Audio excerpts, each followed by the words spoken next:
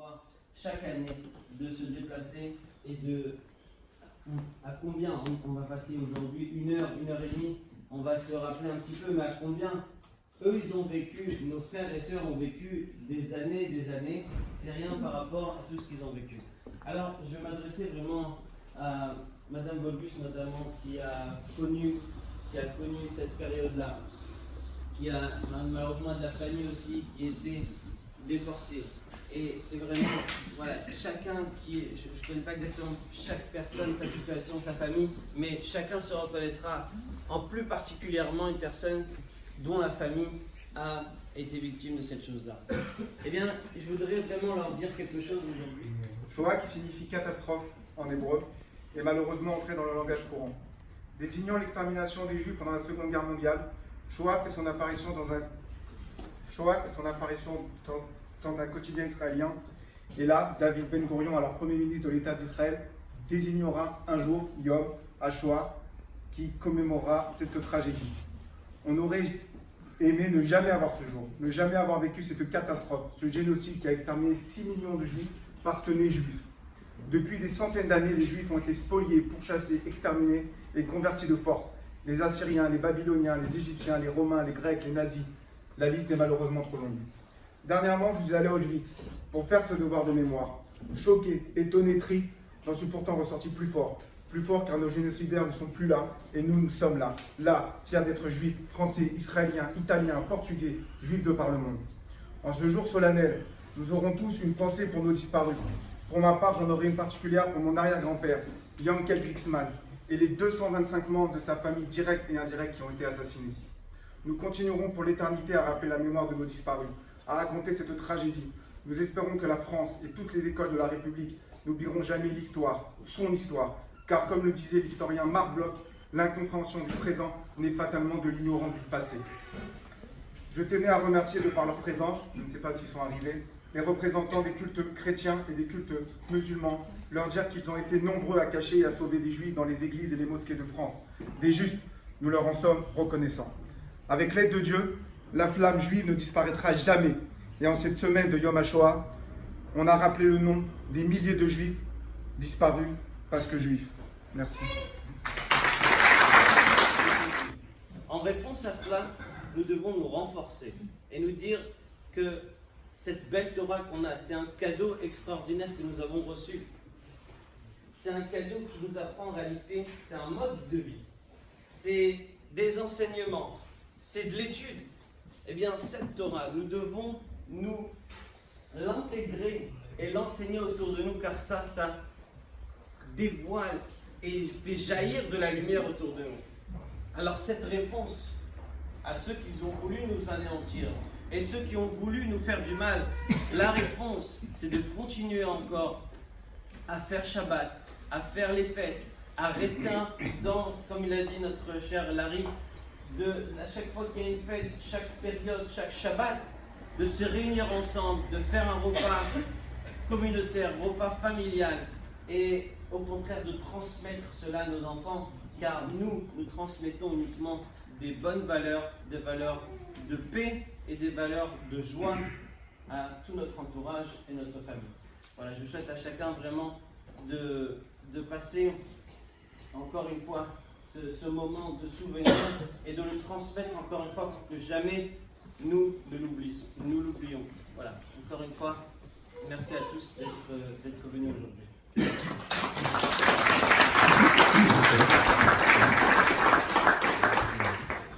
Doit avoir marqué sur sa carte d'identité juif. Et à ce moment-là, c'est fini. Il ne pouvait plus se déplacer dans les endroits publics, il ne pouvait plus rentrer n'importe où. Et ça a commencé, voilà, en plus de sur la carte d'identité, malheureusement, nos chers frères et sœurs devraient porter ça.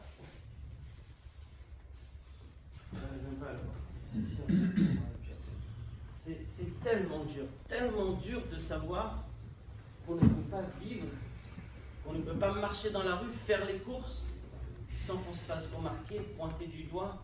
Et si ça leur passe par la tête quelque chose qui est un peu dur, un peu une folie, allez hop, on l'envoie. Alors, aujourd'hui, faut être fier que beaucoup ont voulu nous anéantir, beaucoup ont voulu nous détruire et beaucoup ont voulu nous effacer complètement de l'histoire et du monde. Mais grâce à Dieu aujourd'hui, le peuple juif, et notamment Israël, qui est notre terre, eh bien, fait que avancer, que ce soit côté technologique, côté médical, de tous les côtés. Il avance, le peuple juif avance, et on s'intègre d'une façon extraordinaire. Grâce à Dieu, voilà, à ma droite encore, nous avons Dr Septon, une personne aussi extraordinaire, qui est docteur, qui fait du bien autour de lui. On est, grâce à Dieu, nous avons un peuple extraordinaire. On se retourne à droite, à gauche, nous n'avons que des personnes extraordinaires. Alors, juste pour terminer, je voudrais vraiment souligner quelque chose qui est important. Ces Allemands, car les Juifs n'accomplissaient pas toutes les missions. Alors, je voudrais vous dire aujourd'hui, et de faire passer ce message. C'est quelque chose qui est très très grave de penser comme ça. C'est quelque chose qui est absolument inadmissible de penser qu'une telle chose s'est passée à cause qu'un peuple n'était pas pratiquant. C'est vraiment quelque chose qui me tient à cœur, et de le répéter encore une fois et encore une fois, que ces Juifs-là ont été malheureusement tués, ont été brûlés, ont été enterrés vivants. Je ne sais pas si on arrive à s'imaginer un petit peu ce qui s'est passé, être enterré vivant, être pendu.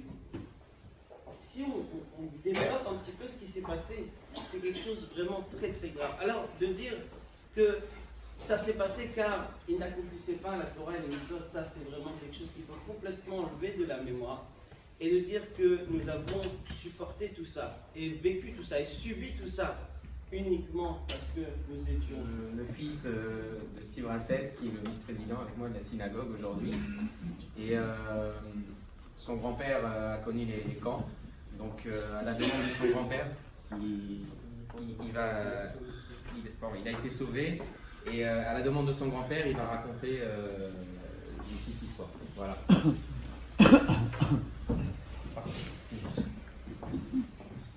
Bonjour à tous. Bon, moi, j'ai pas l'habitude de parler, c'est pas mon truc. Donc, je vais faire que lire l'histoire de mon grand-père. Je vais lire à sa place, comme si c'était lui qui racontait son histoire.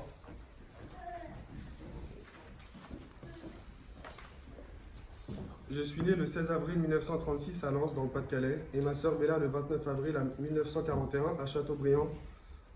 Mon père Michel Fischer, Rimmer, et ma mère Liena Grimbaum habitaient avant la guerre dans la ville de Lens, où ils tenaient un commerce de tissus.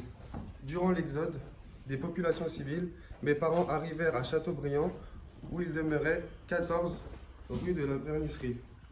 Suite aux lois raciales de Vichy, mon père a été arrêté et déporté le 10 juillet 1942. Ma mère, ma soeur et moi furent arrêtés et internés à la caserne Richemont à Nantes, où les conditions de vie précaires désespéraient ma mère, qui cherchait les moyens de sauver la vie de ses enfants.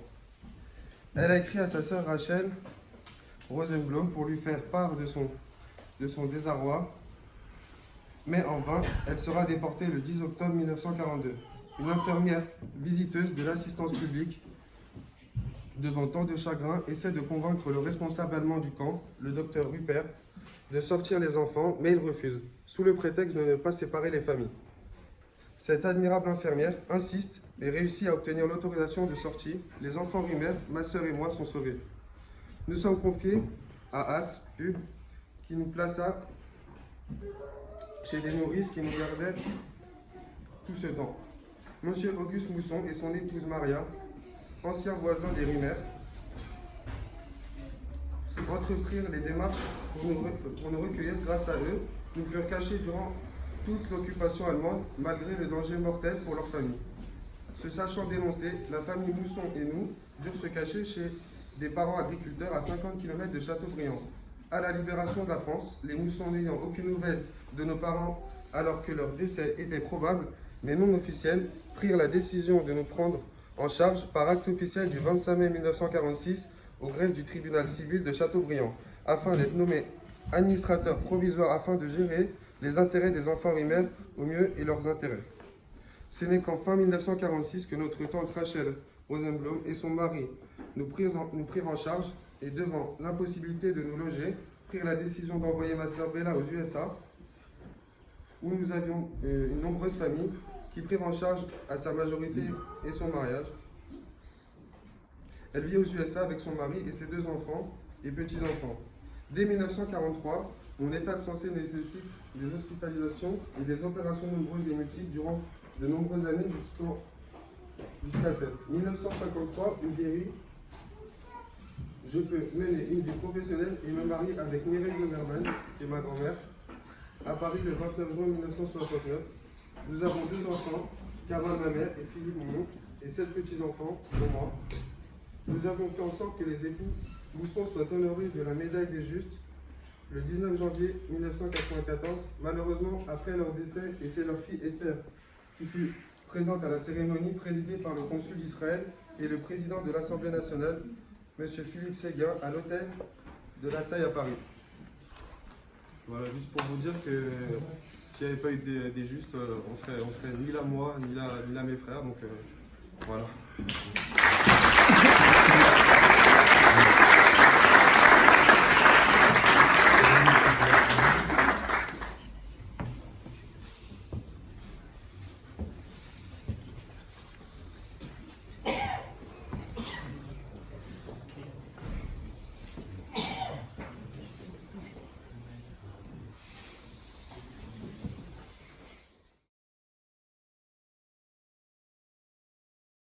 On ne peut pas parler du Yom HaShoah sans parler des justes.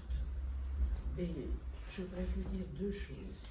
Premièrement, et j'en suis très fière, la France est proportionnellement le pays où il y a eu le moins de déportés.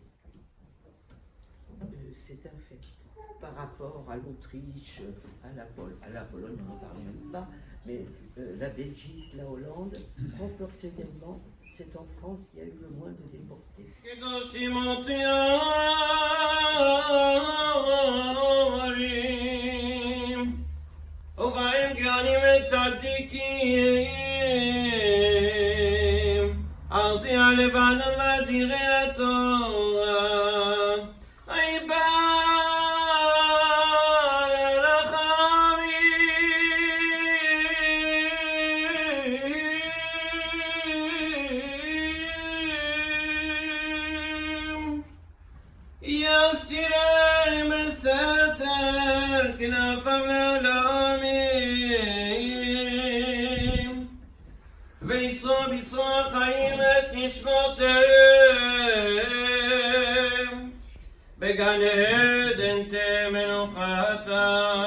Répond l'amen à la fin de la prière.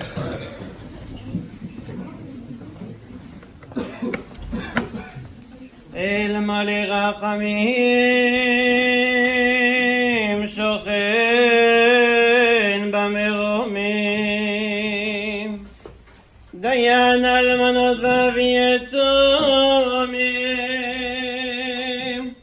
Amtse Menucha Nechona Kalfi Ashechina B'malot